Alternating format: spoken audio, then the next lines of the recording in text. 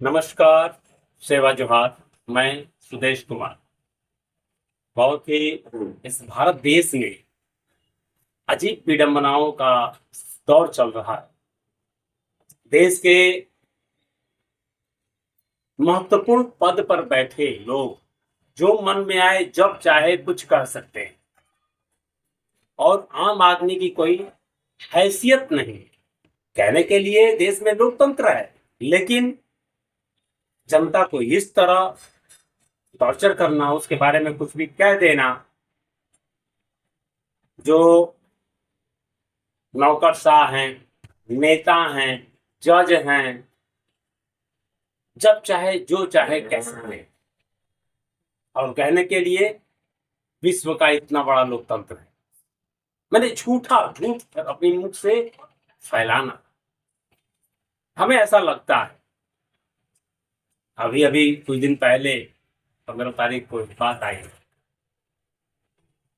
कि जो आज के दौर के नव युवक हैं, जो 20-25 साल के नौजवान हैं, जिसे आज की भाषा में जेनजी बोलते हैं, वो जेनजी कॉकरोच लेजी हैं। जबकि सही मायने में देखा जाए तो पुराने लोग भी कह गए हैं और आज के दौर में भी यह कहा जाता है। या तो यह कहावत झूठी है, या तो ये बात सच्ची है। या तो कॉकरोच वाली बात सच्ची है, या तो वो कहावत सच्ची है। या तो वो कहावत सच्ची है, या तो ये कॉकरोच वाली बात व्यंग है। दोनों में से कोई एक ही हो सकता है। कहावत के बारे में मैं कह दूं, जिस ओर जमानी चलती है उस ओर जमाना चलता है। ये कहावत आपने सुना है? जिस ओर जवानी चलती है उस ओर जमाना चलता है। या तो यह कहावत सही है, तो हम कॉकरोच वाले शब्द को क्या कहेंगे, या तो हम उस कहावत को गलत बोल देंगे, मान लेंगे ये कहावत ही गलत है, झूठा फलसफा हमारे दिल दिमाग में दिया गया है, और कॉकरोच वाली बात को सही मान लेंगे। इस तरह से देखा जाए तो देश को चलाने वाले लोग, भैया तो हम नहीं कह सकते ना कि तंत्र है, क्योंकि जनता की आवाज तो यहाँ सुनी नहीं जा रही आज के समय में। जनता की आवाज का मतलब है कि अगर आप किसी मुद्दे पर प्रोटेस्ट करते हैं तो आपको उठा करके जेल में बंद कर दिया जाना, कोई सवाल नहीं करना, दुनिया प्रकार की नाना प्रकार की धाराएं मढ़ देना, और आपको मौका नहीं मिलेगा कि आप अपने मुख से कुछ बात कर पाए। और आप लड़ कैसे पाएंगे? लड़ने के लिए कोर्ट जाना पड़ेगा। आप कोर्ट में बैठे साहब लोग ही कह देंगे कि जेनजी तो कॉकरोच है, तब कैसे उनसे न्याय की उम्मीद की जाती है, और वैसे लोग कह देंगे कि जेनजी कॉकरोच है, तो ये देश का विकास हो सकता है? अब तो संभव नहीं है। देश का ये बुरा दौर हमने कभी सुना नहीं, और हमने जब से होश संभाला तब से आज जैसा बुरा वक्त देखा नहीं। ये स्थिति पैदा होगी, जबकि हम लोगों ने सुना है कि आजादी के दौर में लोग कैसे कैसे जीवन यापन करते थे, डर के जीते थे। लेकिन आज आजादी तो है, डर के जीना स्वाभाविक है, ये स्वभाव में आ गया है। कुछ बोल दोगे, लाल घर, कुछ भी बोल दोगे, लाल घर, कुछ नहीं। मतलब क्या? हमारी आजादी कुछ नहीं, जबकि संविधान में दिया गया बोलने की आजादी। और दिन पर दिन संविधान के शब्दों को तार तार किया जा रहा है। संविधान को तार तार करने वाले कौन है? जो लोग संविधान की शपथ लेकर के या तो नेता बनते हैं या तो अधिकारी बनते हैं। समझ नहीं आता है इस देश का भविष्य आखिर होगा क्या? ये बाबा साहब भीमराव अम्बेडकर ने जो संविधान दिया, पूरे विश्व के संविधान के अच्छे अच्छे शब्दों को, अंकों को, अनुच्छेदों को लेकर के यहाँ पिरोया, या सोचकर नहीं कि आप इसे अपने मतलब से यूज करेंगे, इसीलिए कि आप बेहतर से बेहतर काम करें, आपको आजादी रहेगी, आप और अच्छा निर्माण करने की बात करेंगे, निर्माण करने का कार्य करेंगे। लेकिन यहाँ पर तो लोकतंत्र का गला घोटने की हर रोज एक नई स्ट्रेटेजी बन रही है, एक नई तैयारी चल रही है, चाहे सरकार हो, चाहे नौकरशाह, और चाहे अब तो जुडिशरी भी आ गई है। अब जुडिशरी को भी देखा जा रहा है कि जुडिशरी, पहले जुडिशरी में ये था कि भाई जज मतलब जज, निष्पक्ष ही जज। अब तो कुछ कहना ही नहीं है, अब सब बिकने के लिए तैयार है। पहले हम लोग सोचते थे सिर्फ दुकान पे ही सामान बिकता है, दुकान पे ही माल बिकता है। फिर हमने देखा कि जमीन बिकते हैं, मकान बिकता है। फिर अब देखने लगे हम लोग कि हवा बिक रही है, पानी बिक रही है। अब देख रहे हैं कि हमारे जो संवैधानिक पद हैं वो भी खरीदे जा रहे हैं।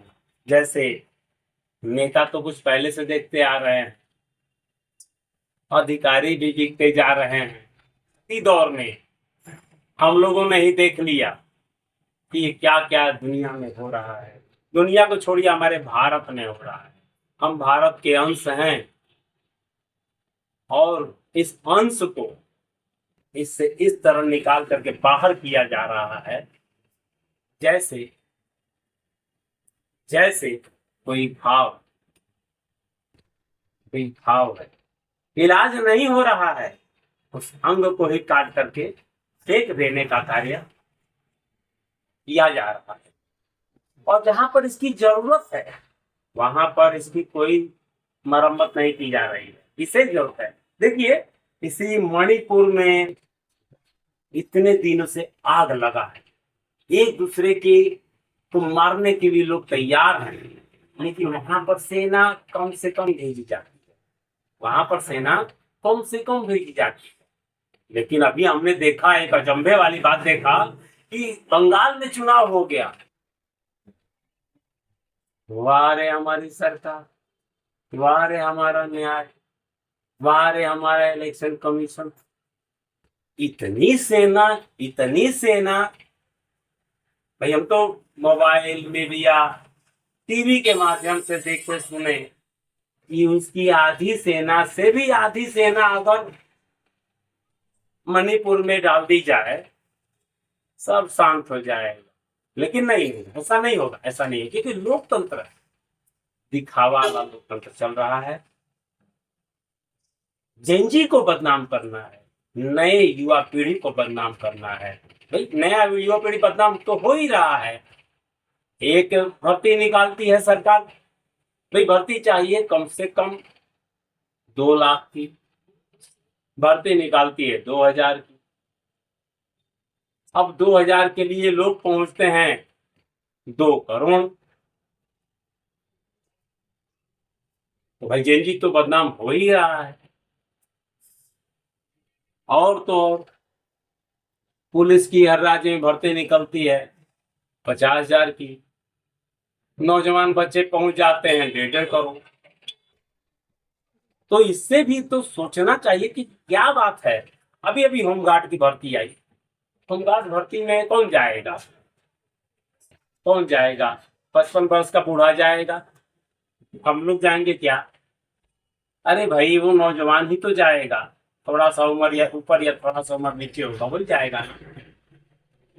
और होमगार्ड बनने के लिए इस देश में पीएचडी धारक लोग हैं, जिन्होंने पीएचडी कर लिया है, वो भी होमगार्ड बनने के। क्या देश का भविष्य है, यही देश का भविष्य है। इसी भविष्य की कल्पना शायद कुछ लोगों ने की होगी, या फिर उसकी बात करें।